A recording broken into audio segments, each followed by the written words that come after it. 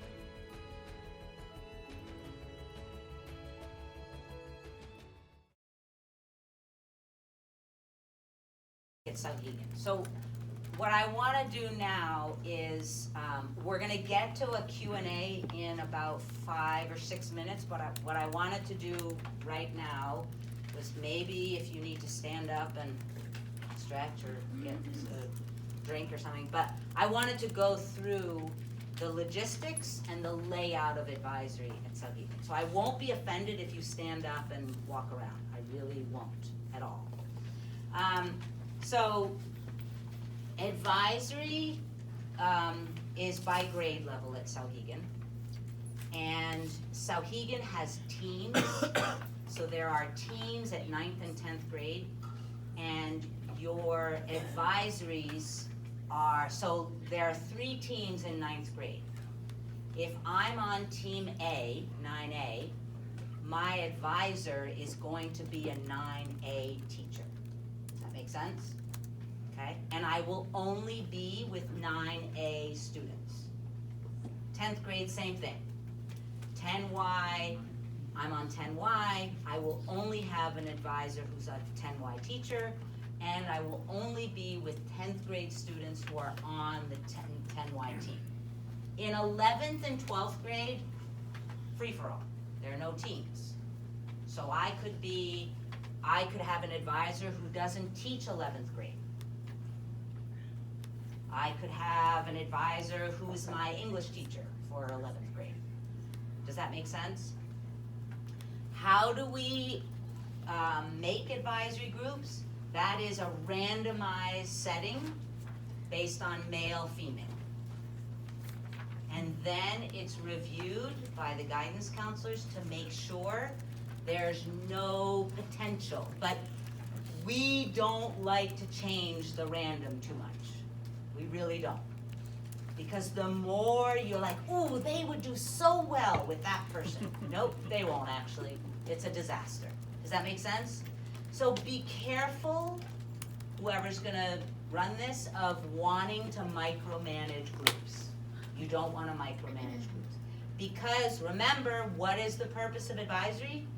To teach them how to build relationships and make a community. If you're picking and choosing who's in your group, how are you learning how to build relationships? So please remember that. How do we decide who will be this group's advisor? Bless you. Random. Okay? Random. We do a double check on identified students, so if there happen to be in the randomized list 5 identified students in one advisory, we will make changes. You don't want to do that, right? Or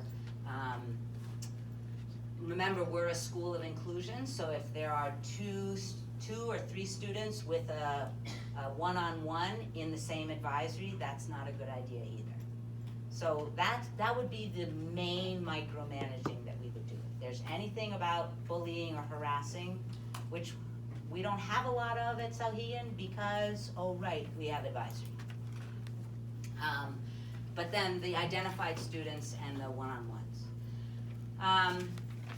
So each student is in an advisory. Advisory meets once a day for 25 minutes, either before lunch or after lunch, depending on what grade you're at. So 9th and 12th grade are buddied at the beginning of the year with the buddy advisory, and so they have advisory the same time, and then lunch at the same time. And then 10th and 11th grade has advisory at the same time and lunch at the same time.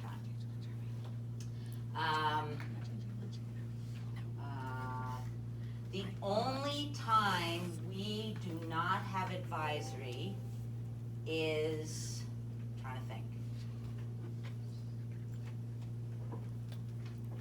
Oh, so we have class forums, which would be all the classes go to the theater at certain times of the day, and they meet for a class forum, so delivery of information. That would be the only time that we wouldn't have advisory. Otherwise, you meet in advisory every day. So, on the first day of school, everybody goes to advisory first thing. And so advisory happens for 25 minutes, 15 minutes first thing on the first day. Then we run a modified schedule and we meet at regular advisory time as well. If an emergency happens at Sauhegan High School, for instance, a fire drill, or you have to leave the building, you meet in the bus loop in advisory. So that's how we take care of safety issues. Does that make sense? So whenever there's a fire drill, you have I know where I'm supposed to go stand, and my advisory will go there. And I take attendance, give it in, we're good to go. Way easier than, bless you, any other system. If there's a crisis, like there's a death, or we meet an advisory first thing the next day. So I'm just thinking we've had a couple of student deaths over the last couple of years. We met the next day in advisory, and we talk about it. So we try to be very, very open about what's happened. because, again, they know more than we do when they arrive anyway, right, with their phones. For instance, on 9/11, when it happened, we all met in advisory. And we spent the day in advisory before we could get kids home. So that, it is the heart of our school. When things go wrong, a kid will always say, well, we're meeting in advisory, correct? Progress reports come out mid-semester, and then report cards come out end of semester. They are delivered through advisory, and the advisor has one-on-ones with each student about the report card or the progress report. We run once a month advisor meetings. That would be the other day that there's no advisory, sorry. So once a month, I meet with each grade level of advisors during advisory, so it's only 25 minutes. You might wanna, our crew said we don't wanna meet during our lunch. All right. Did you see the roll of the eyes? Don't tell them I did that. But we meet once a month, and that's a check-in and professional development, again, over the course of the year. I'm trying to think. Oh, so at the end of each grading, so mid-semester and end of semester, I will write a progress narrative for each of my advisees. So I have 12, and I will write a quick blurb of what have we done this month, and then I will write a personalized piece on each student, primarily the work study practices, so self-directed learner, responsible citizen, collaborative worker, and effective communicator. So I just write probably 2 or 3 sentences per student on how they're doing on the work study practices. So what I thought would be helpful is to just go through how I plan my first couple of weeks, and then what does my month look like, okay? So the first week full on of advisory is my opportunity to do first some icebreakers, like one that I love that they don't love, and that's why I love it, is the interview pair. So if we are a pair, I'm going to interview Courtney. I've got some questions, and then Courtney's going to interview me, and then we're going to come back to the group, and Courtney is going to tell the group about me. And I'm going to tell the group about Courtney. Makes them very uncomfortable. They don't like it, but they like that at least I give them the questions, and the questions aren't too corny. But that's a nice way to welcome each other to the group.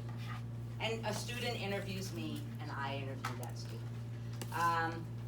There are certainly a lot of other icebreaker games, but that feels, you're sort of upping the game right from the beginning. You're letting them know we matter in this room, and we're gonna introduce, because they're inevitably going to say, I already know Courtney. I was like, oh, okay. Can you answer all these questions about, oh, maybe not. So you have to play with them. You have to cajole them a little bit sometimes. But then the more meaty piece is that we do a text-based protocol. I know that sounds intense, but we're gonna do it today on the purpose of advisory.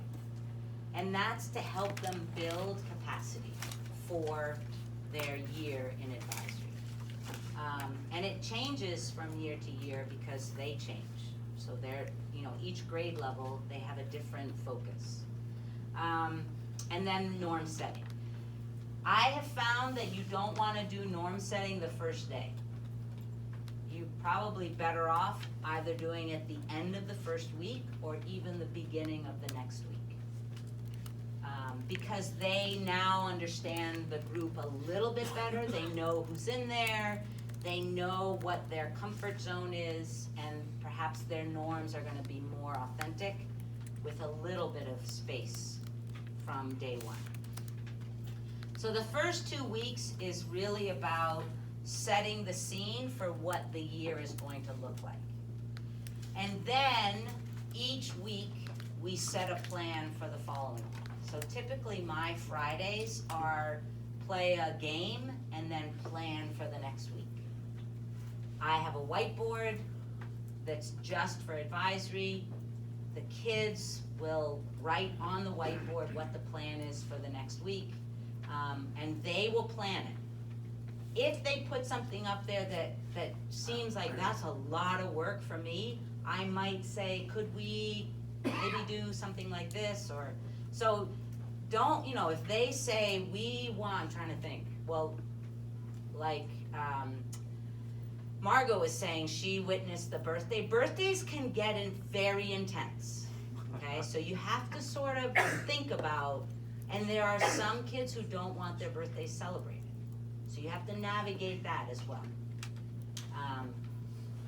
But birthdays can be very intense, and I have forgotten more birthdays than I've remembered, I think, okay? Because you're busy.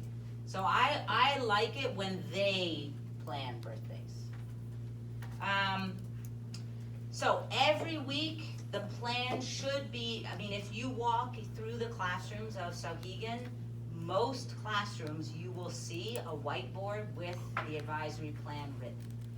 Just like perhaps your agenda for the week in your class is written on the board. So that's very visible, and what that does is, guess what? If I'm in advisory that's not planning, I have evidence that there's advisories that are planning. Does that make sense? So you're really making advisory visible for all, and you're holding each other accountable in a way. Do you understand what I mean by that? So you hope that the whiteboard advisory planning is visible in all classrooms, and you assume that it will be a minority to not see what's happening in everybody's advisory every week. Because that allows all the students to realize that it's intentional, it has purpose, it's student-centered, and it's a growth mindset program. If we keep it to ourselves, then they're gonna wonder, well, what does Jenny do in advisory? They call us by our first name.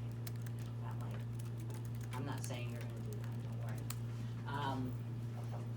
Let's see.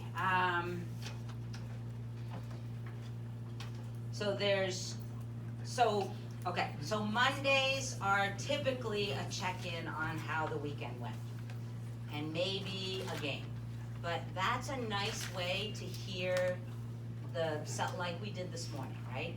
Celebrations, concerns, that we typically do that on Mondays. They don't love that. It's funny, I still don't know why they don't love that. I like it as an adult, keeping track of their behaviors, because it's a good way to keep them honest on what are they doing on their own time. Does that make sense? Tuesdays and Wednesdays are usually game days. So those are days that we're gonna play a game. I have a lot of board games that are quick board game, not like Clue, because that takes a long time. But the 5-second rule, or what's the stack with the pieces of wood, Jenga, a lot of rolling dice card games, phase 10, etc. So those are great games. Or what's the other one? BS, we play BS. Uno, yes, Uno. We have tournaments where we challenge other advisories. The possibilities for advisory are enormous. We do advisory Olympics by grade. We do trivia competitions by grade. So the sky is the limit, right? And that's how you can build capacity with each other. It's important to understand that if you're at the lunch table and you're excited about advisory, I can guarantee you there's a colleague who's nervous about advisory. I guarantee you. And remember that. How can I help them feel better about advisory? That's just the way it's going to be. Not all of us are gonna be rah-rah advisory. This is great. I'm having the best time, and we're not all going to be there. And I don't know that we would want to all be there, because that would be exhausting. Does that make sense? So build your community as well with your peers, with your grade level advisory peers. Build that capacity together. That's what I have found most successful, is when I come to a grade level meeting and they're already working together, they're already planning, they're already exchanging ideas, I know that they're happy. If I see in my grade level meeting that Courtney's very quiet and not engaging, I'm going to check in with Courtney, because I bet she's like, oh, advisory's not going, and I'm not gonna put my hand up and tell people that, right?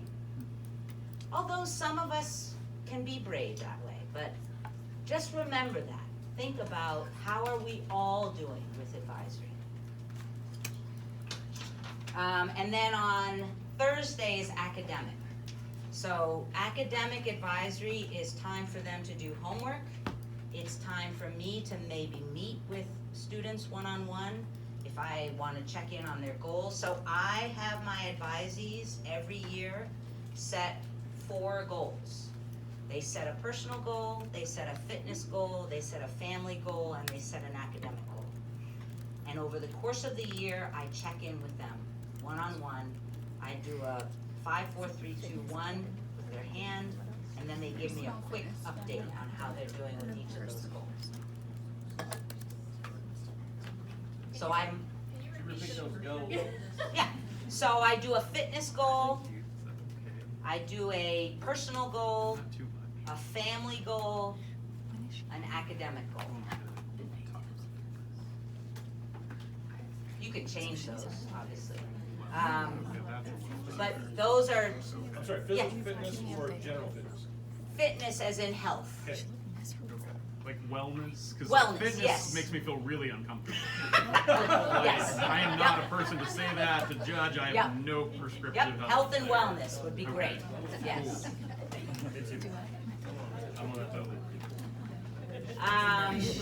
So, academic is really a study hall.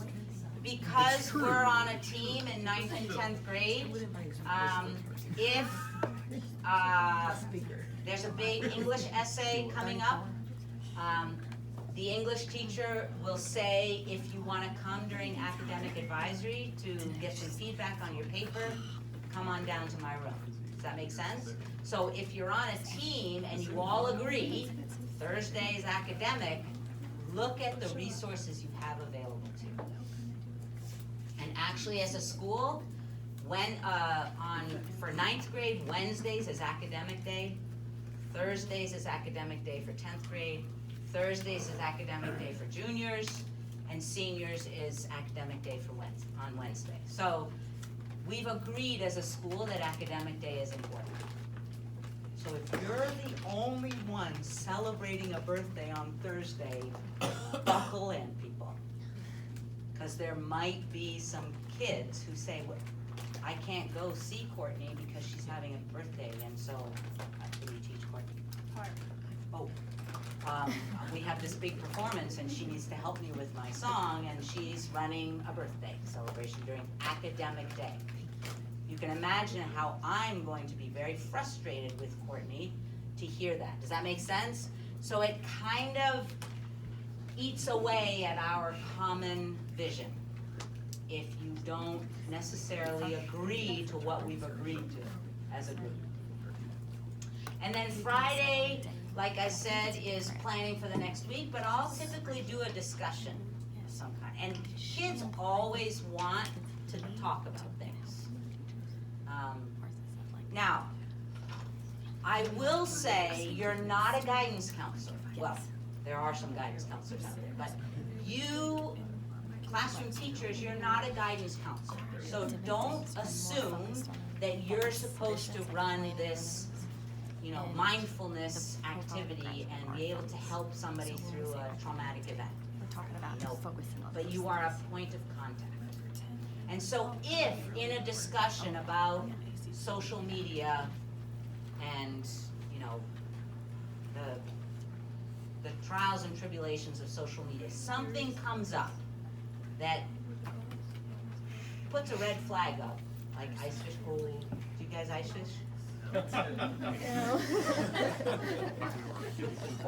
I just love that I can think about the red flag in terms of ice fishing, because when the fish has caught the bait, the flag goes up. So if your flag goes up in one of these discussions, your role is not to solve a bullying issue. Your role is not to solve a potentially abusive relationship. Your role is to figure out how can we together go find the resource we need to find. Does that make sense? So it's important to remember, you're not going to solve their problems, but you're going to help them unpack and get at the resource that they need to figure out how to help them with the problem. And that, for me, is a common pushback from the folks at Souhegan, is that they'll often say, well, I'm not a guidance counselor. I shouldn't be running conversations about mental health or sexting or etc. Absolutely. But remember, you're developing the ability for adolescents to share what's going on in their lives, to create a safe environment where they can do that. And if something rises, it's your job to figure out, how can I safely navigate this with them? At Souhegan, we have each month a different theme. So we do mental health, we do social media, we do drugs and alcohol, healthy relationships, fitness, wellness, You can skip that. and nutrition. And the social worker, the guidance department, and the school psychology puts together a packet of websites and videos and literature that we can then menu pick. What do we want to use that will work well with my group? It's all educational activities, right? Around a video or around an article or around a website.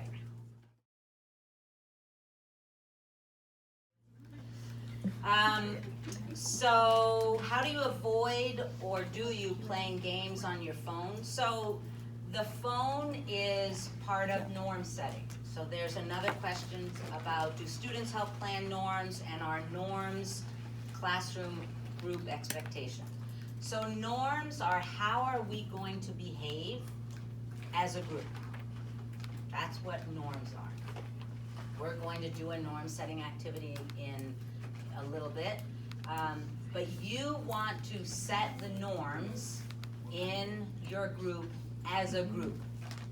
So I don't set the norms for advisory.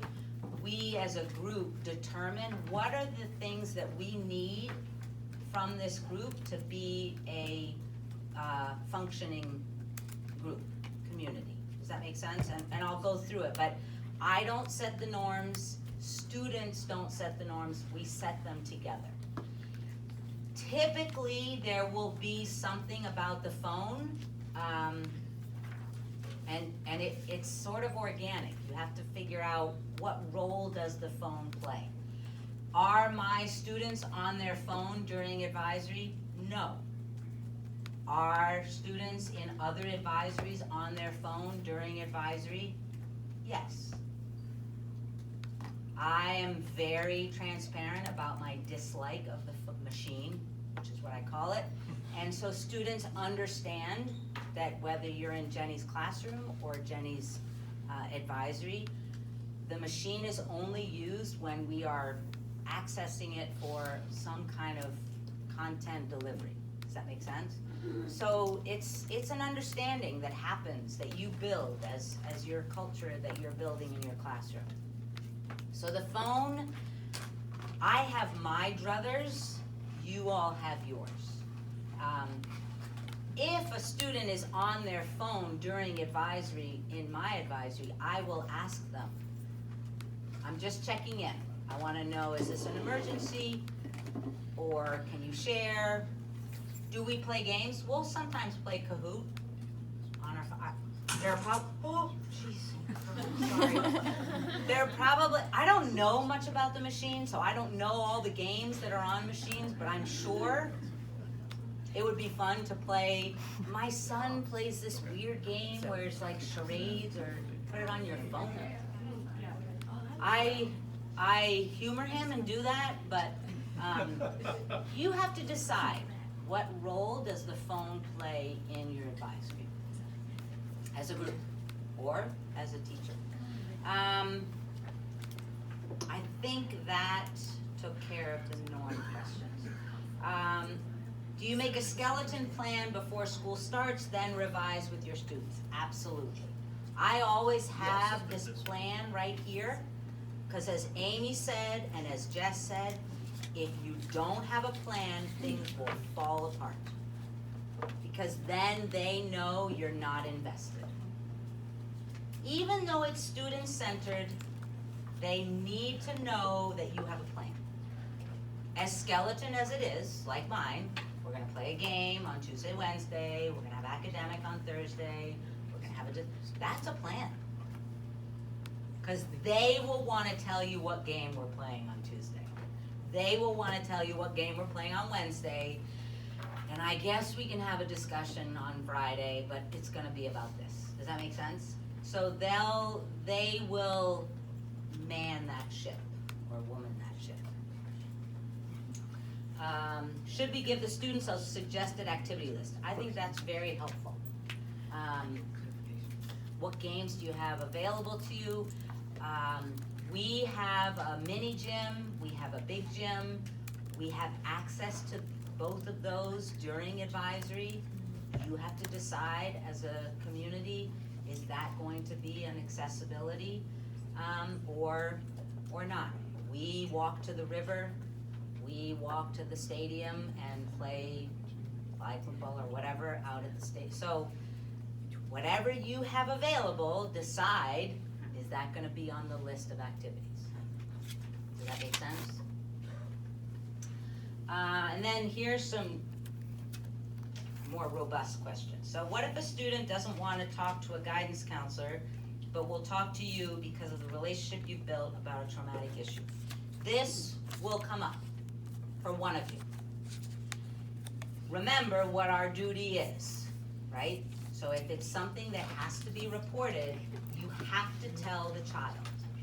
That doesn't mean that you can't still interact with the child. But if you feel that there's a significant concern that is most importantly beyond your realm of skill and that the child is unsafe, you have to.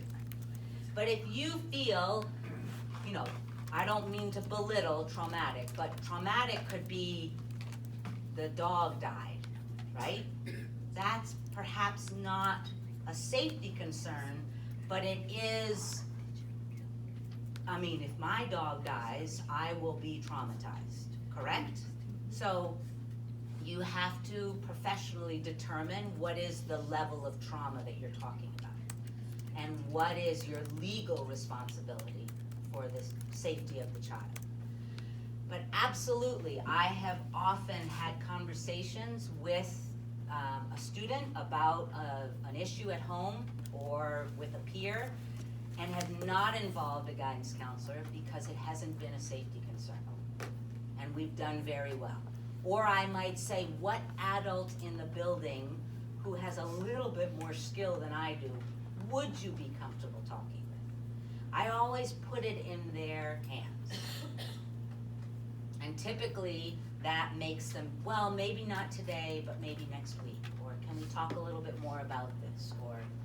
So that's a really important question, and that will come up for some of you. And you have to determine what's the level of safety, what's the level of legal responsibility, and then make decisions from there. It is important to understand that typically what happens in advisory stays in advisory. In other words, there is a level of confidentiality because students will say some pretty important things in that room if you have developed the level of community that you're looking for.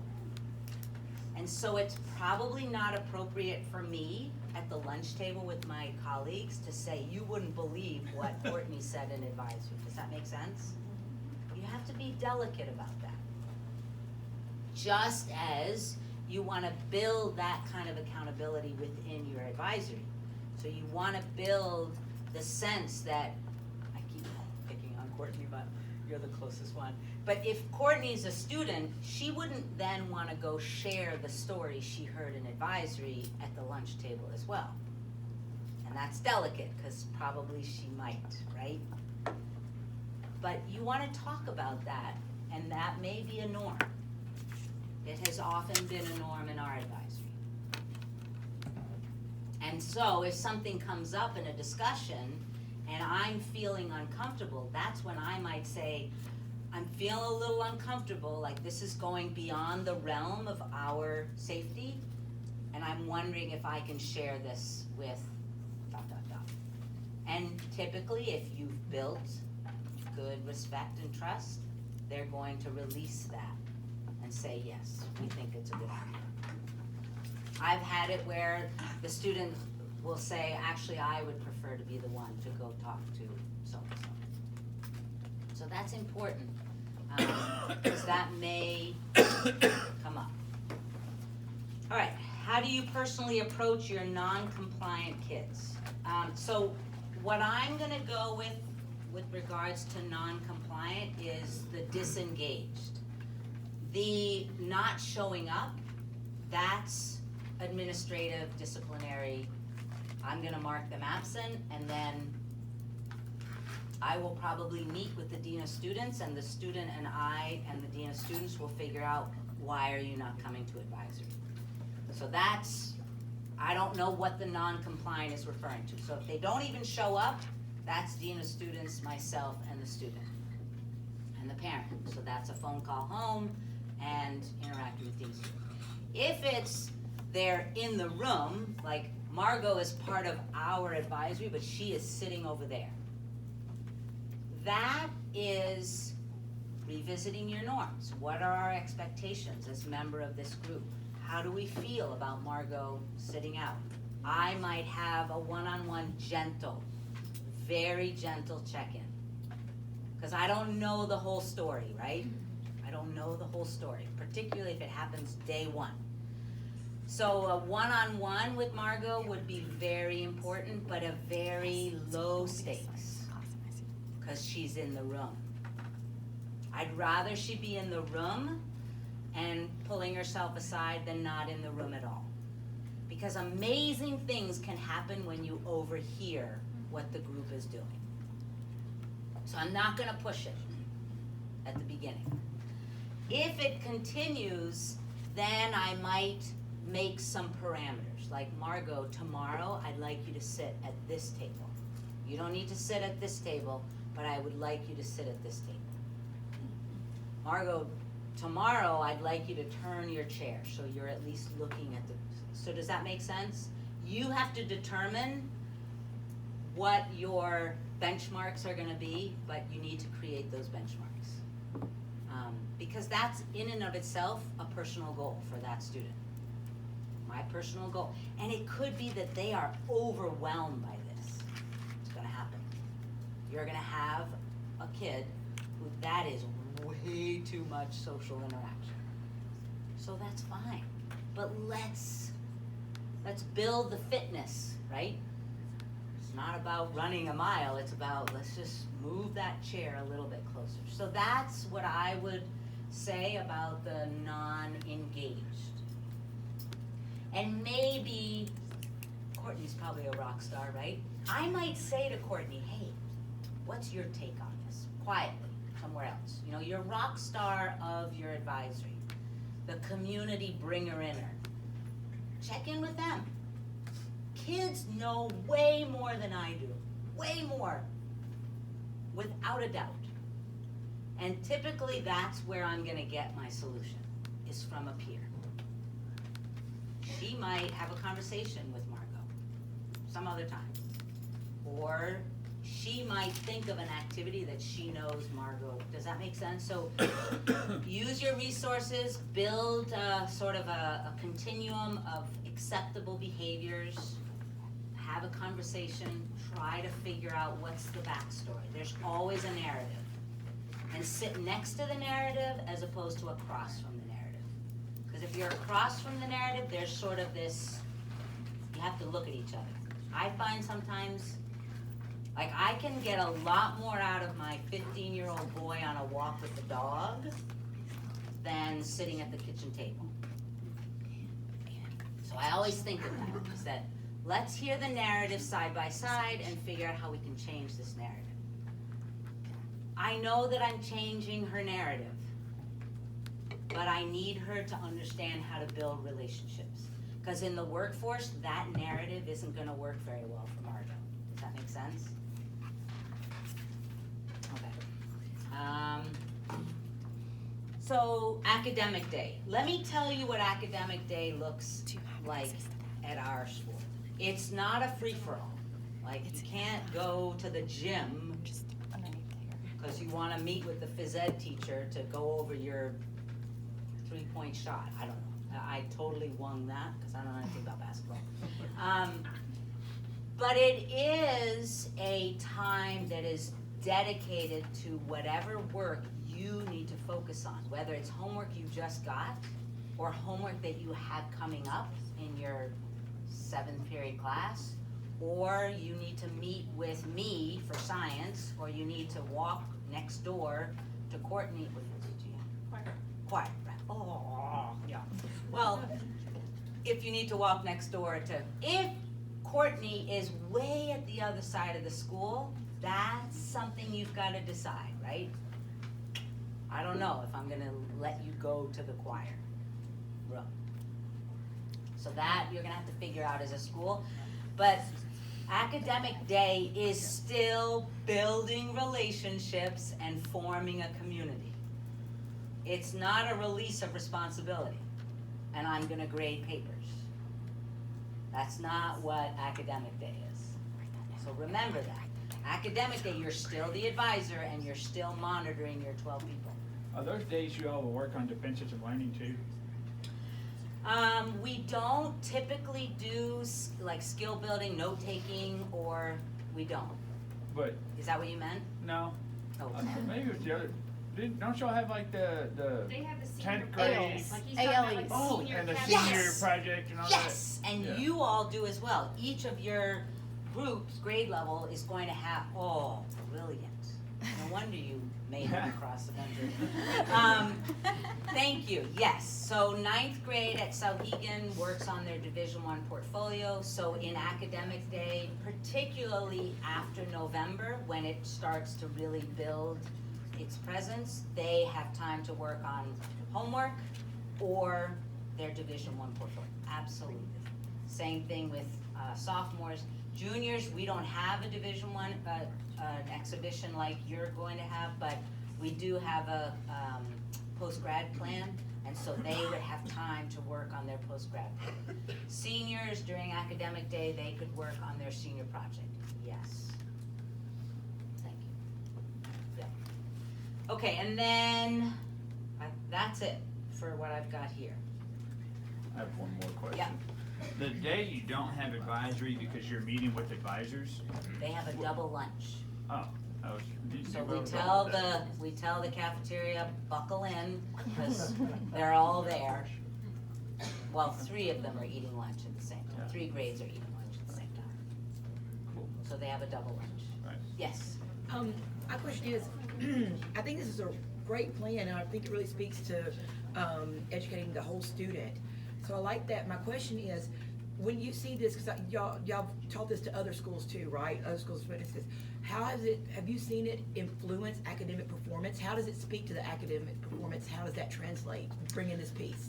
Very good question. So the way that it influences academic performance is that they know that I see their report card, I see their progress report narratives, and I communicate home. So I communicate to parents. I also, if somebody in my, so if Sarah's in my advisory and she has a failing score mid-semester in math, I'm gonna go talk to her math teacher. And then I'm gonna talk to her and I'm gonna say, what's our plan? Because I've actually spoken to Lee and this is what he was hoping you would do. So it just makes me aware of her progress in a class that she has an NC for. Does that make sense? So the dean of students and the assistant dean knows all the kids' advisors. So if there's something that's weird, even if John comes to me and says, Margot does not look well this morning, can you just check in on her? Isn't that amazing? Like, look at what you've done for that child. Turns out, Margot's dog died, right? Sorry, do you have a dog? Yes. She loves dogs. But that's the power of advisory. I've had students in my advisory come to me and say, hey Jenny, just so you know, Alex didn't pass his driver's test. You know, so you know that in advance before they, and that's big, right? So. And understand, I'm gonna jump in right here. So, for those of you who've been on this journey for a long time, you know we speak in continuums, right? There's beginning phase, proficient, exceeds expectations, 20, how many years you've had advisory. 25. Do you see what I'm saying? Like, this is our goal. This is where we want to be. We want to be proficient. Some of you will come out of the gate like, boom, this is what it is, because you're already doing those things and you don't even realize that we're finally putting a name to it or something. But remember that whole idea of all of the things that we want to do. How do we make it more manageable when you're in a comprehensive high school of 1,000 kids? Well, you make smaller groups and then you have people on your team and you say, it's no different than when I've gone to Ben or to Coach Shipley or to something to say, hey, your boy, and I say your boy, he's all of our boy, but he just was rude to this sub and it was just, that's not him. So it's together, we're now having a conversation to, just like you would at home and around the table with your kids or whatever. But don't get freaked out in the sense of when you see things that say, okay, I've got to do all of this, it's Right. one more thing, it's one more thing, it's one more thing, and it's like, no, yeah, this is proficient, this is like exceeds, but we're gonna get there. And you're closer, I mean, like, that's what I Yep. wanna say. I just don't want to be like, oh my gosh, see, And- can't do it, one more thing. No, Not gonna I happen. agree with that. And furthermore, they've shared with me how they're gonna organize it, when it's gonna happen, what the expectations are at each grade level. You are proficient. Your program is proficient. So the boundaries, the constraints, the qualities, the expectations are proficient. If not, that you're doing some things, you're proposing to do some things that we aren't doing, that I feel like, let's go, Sauhegan, rest on your laurels, feel really good about what you're doing, right? So there's always room for improvement. Yes, we do a great job, but we could be doing even better. So I absolutely, this is growth. We're growing, we're evolving. You will improve on things. You might say, you know, we said we were gonna do this, but it's not really working, so let's change that.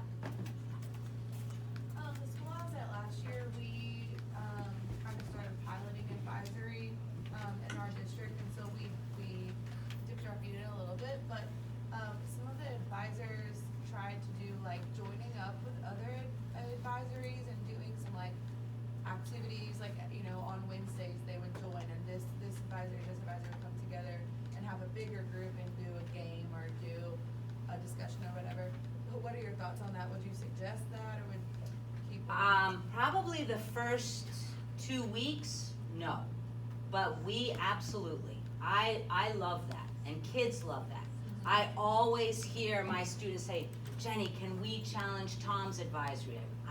Or one year, a goal of our advisory was to challenge every advisory at something in the grade. So absolutely, the more discussions, you'd have to think about that, because what are their norms for discussions? What are your norms? They could be different. What's the comfort level of knowing who? That's what you will run into. Playing a game like kickball or foursquare or Kahoot with another advisory, I think the stakes are low as far as emotional risks.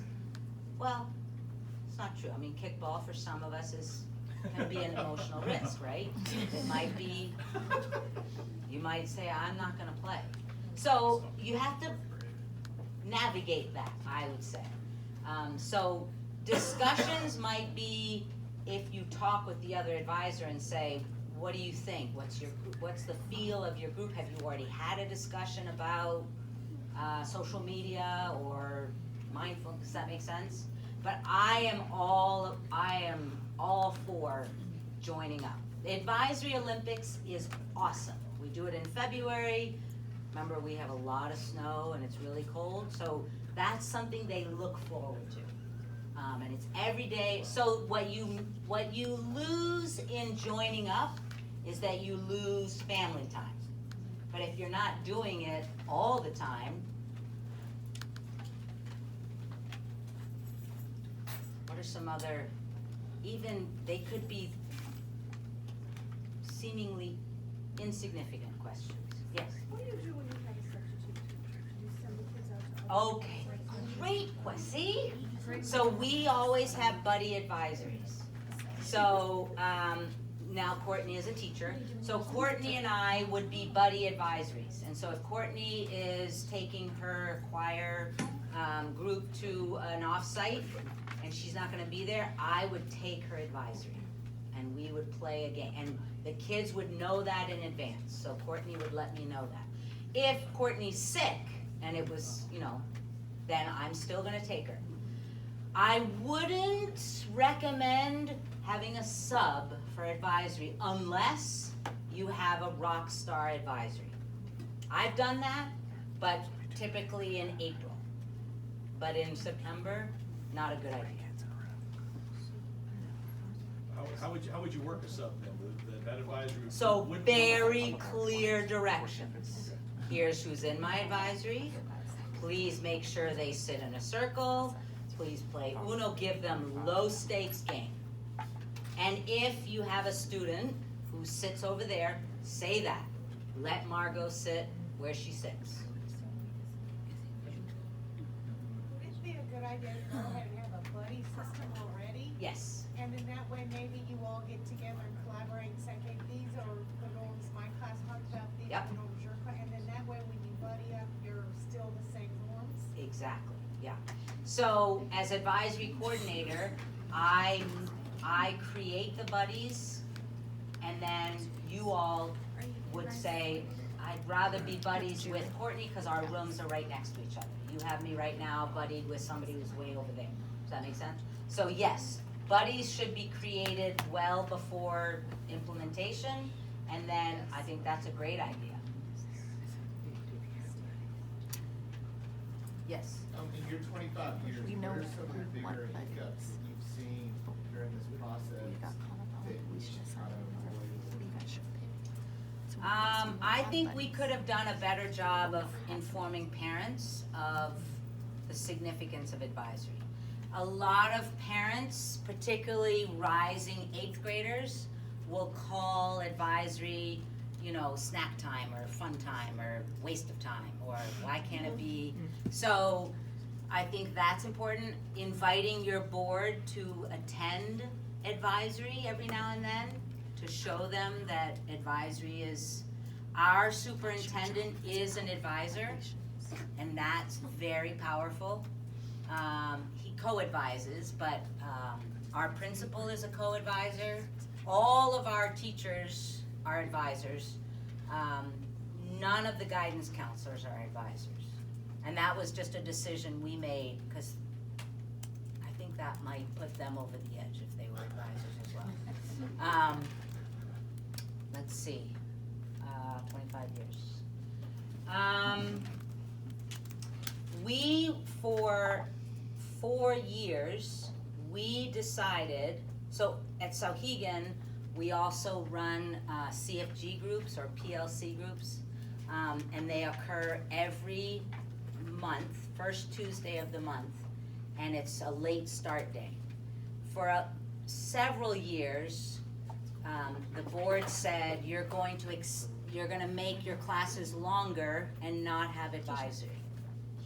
That was the worst decision we made. But it went for 5 years. Even though for some of you, you're like, it's just 1 day a month. It's 1 day a month where you don't have advisory.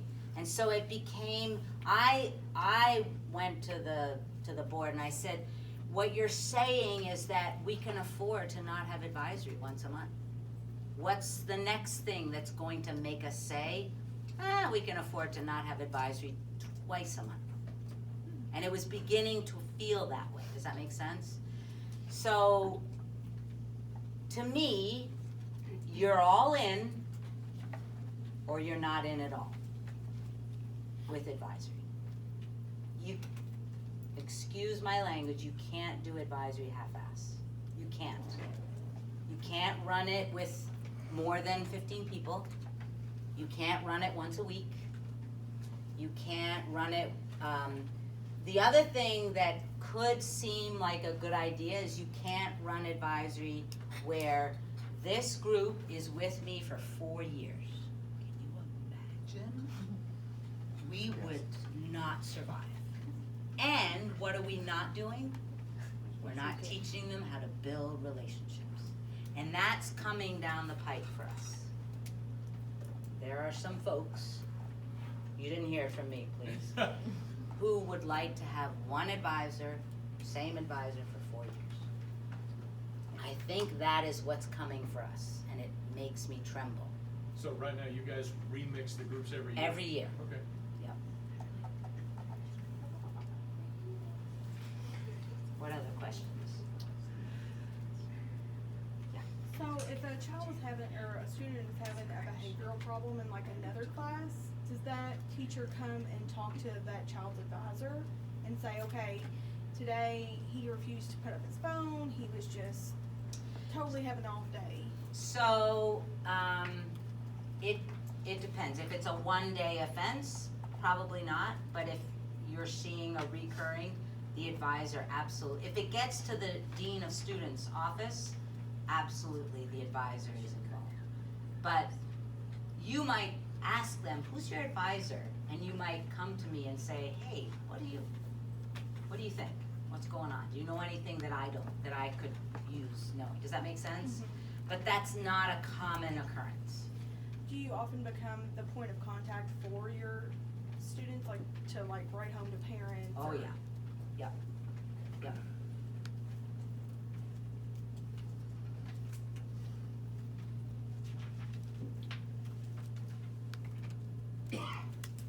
How does this affect your parent-teacher conferences on advisors? I mean, is it still content-based where parents are coming in and meeting with teachers for content? Yeah. Or is advisory involved in that at all? So at 9th and 10th grade, advisors run the parent-teacher conference for the advisee. So Jenny comes in, her parents are there, Margot's the advisor, and then the English, social studies, math, and science teacher are all there. Does that make sense? So that's how we run our team meetings during parent conferences. It's not happening So at a... obviously it can't happen all at once. Right. But that parent then gets to hear first from me, or no, because I'm the kid, from the advisor. So the advisor would introduce everybody, would let them know how they're doing in advisory, and then it would go down the line with the other teachers. Does that make sense?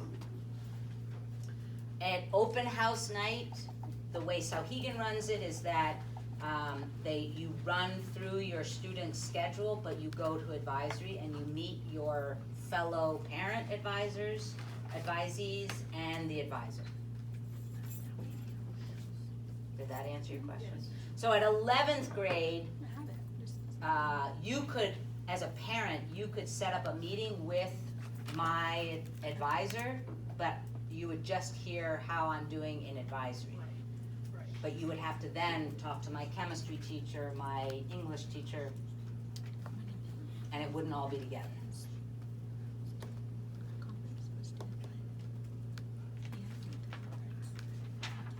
In our teacher rooms, so we have 3 teacher faculty rooms where all of our desks are. In each of those rooms, we have games, so advisory games. And so you just check it out, bring it back, check it out. Or I have a cupboard full of games and I use my own games. But that's a nice tool to have.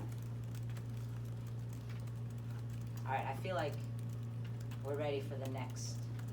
I can't remember what. Break at lunch. We break for lunch around 11:30, so we've got about 45 minutes. Okay.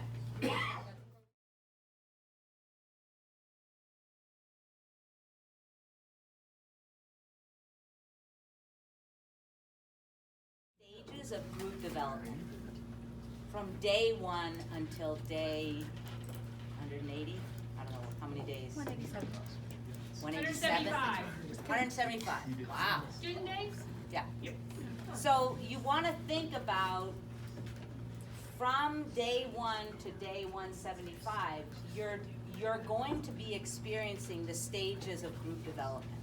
And so the first stages are about who are you and what are your needs as far as feeling safe and happy to be in this group. And so that's why that first week or 2, it's really on you to create that environment that they will then take with them. And then you want to think about middle of the year is where they're very comfortable with each other. And so maybe you need to spice things up a little bit in the middle of the year, because that's when group development is getting kind of bored with each other, because we've been through a lot. And so you do want to think about these stages of group development, because you will see that happen. You see it happen in your classroom, but perhaps not to the extent that you're going to experience it in advisory. And then you have to think about the end. And what's your plan at the end of the year? What's your graduation going to look like? What is your saying goodbye plan? Because you can't not say goodbye. That's part of building relationships. So what does our relationship look like now that we're no longer going to be an advisor together? And actually, the way randomization works, it could be that Courtney and I will end up being in the same advisory next year. It could happen that way. And kids typically don't grumble about that unless we don't like each other. But usually through the year of advisory, you build that relationship. So you do want to think about this as, yes, what am I doing this week, right? But you also want to, and what am I doing for the month? What's my theme for the month? Or what's our theme? What's our agreed upon theme for the month?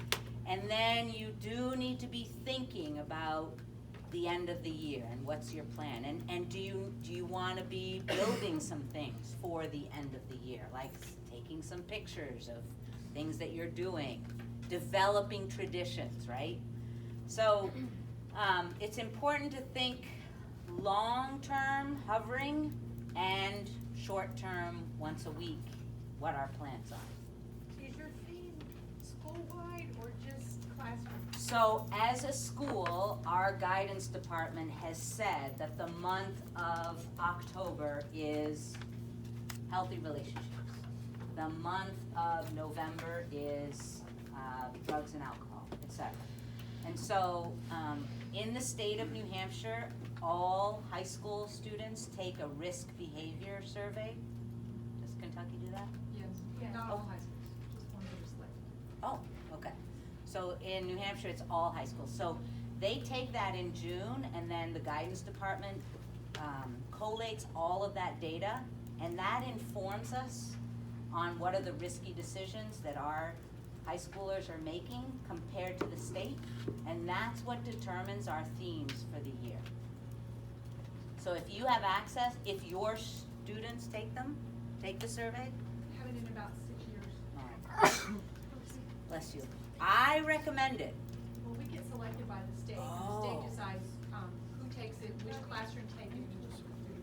We take a different survey. You take a KIP survey. every other year. I used to That's do about the youth drugs risk and alcohol. behaviors, Okay. That's like, Well, relationship. it's a pretty phenomenal survey. Oh, it is, we've done it here before when the state selects us. Right, yeah. Yeah, so we take it every year, and that informs, that really helps us plan out advisory, actually, because we now know what's the data of the population sitting right in front of me. So anyway, does that answer your question? So, back to group development and looking at this for the year, any group that you are going to work with, you ought to set norms. So, for instance, at Sauhegan, department meetings, we set norms before the year begins, so that we know how we're going to work together for the year. You're about to set norms in your grade level advisory groups, so that you understand how you're going to work together for the year. And therefore, in advisory, you're gonna do the same thing. This is one way of setting norms. I find it the most accessible. It allows more engagement because the marker is doing the talking, and then maybe afterwards you can get sort of the rounds or the group discussion. But this is low stakes for your students.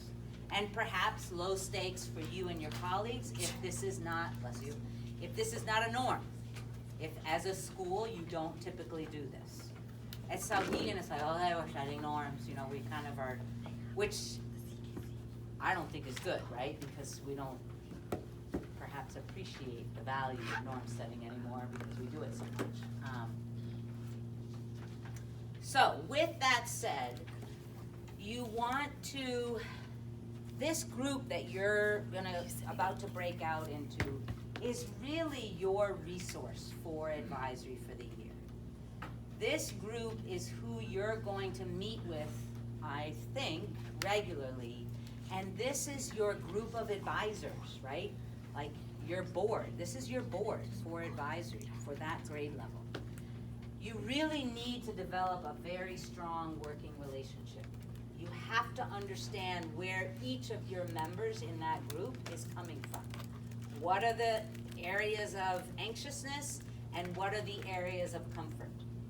And the best way to get started in that conversation is to set these norms, is so that I understand what kind of behavior do I need to have in this group so that all of us can do our best work. So for me, it might be presence. I just need to know that you're present, not just physically, but that you're with me. That's the only need I need. If I know that you're present and listening to me, I can be my best worker, right? But you might not have known that if we just got into the work. Or somebody else, time. I wanna start on time and I wanna end on time. For some of us, that may seem insignificant as a norm. For others of us, it's a very important norm. So when you're thinking about the answer to this question that you're about to put on a board, really think about how are you going to engage to your fullest extent with this group. You gotta put it out there. I have a question. Yeah. When we do this, because I don't know if this is a specific protocol, can we take 30 seconds to like explain what we mean when we say that? Or is this just like, no, put it on the board? Right, so it's Okay. a chalk talk. Okay. So you're gonna put it on the board, or you're gonna put it on the chart paper, I think that. I'm not sure how physically it's gonna work, whether it's gonna be posted on a wall or it's on a table, but you wanna get a marker. you've had time, like about 2 hours, to think about what this looks like for you. You're gonna go put your need. So I would put presence, full presence on there. You might see that and agree with that, put a check next to it, and then put yours, which might be on time, be done on time, or whatever, right? Everybody's gonna have a chance to put something up. The expectation is that each of you has a norm. It could be a check, or it could be a comment. Then you're gonna sit down, and your facilitator is going to read through them. And at each one, whoever would like to can expand on what does that mean. When you're done, the facilitator is going to say, do we feel there are any that kind of are similar? There may not be, but there may. And then the facilitator is gonna say, do we all agree to abide by these norms for the year? And hopefully. But this is important. If there's a norm up there that that's pushing you, it's really important to say that, right? You would want that of your students, and you would want that if somebody's not gonna be able to work the best that they can, okay? So it can get dicey, do you agree? So you wanna think about the norm that you're gonna put up there, and what are the implications of that norm? Once you've all agreed that yes, in fact, we can agree to these norms as a group, then you're gonna write them down on a document, and the document will be visible at every meeting. In my advisory room, our norms are on the wall. And as Jess, remember, what did Jess tell us we needed to do often? What's that? Revisit them. Revisit them, right. And maybe you're gonna tweak them. Or maybe you're gonna remove one, because we've developed enough that that one's not important anymore.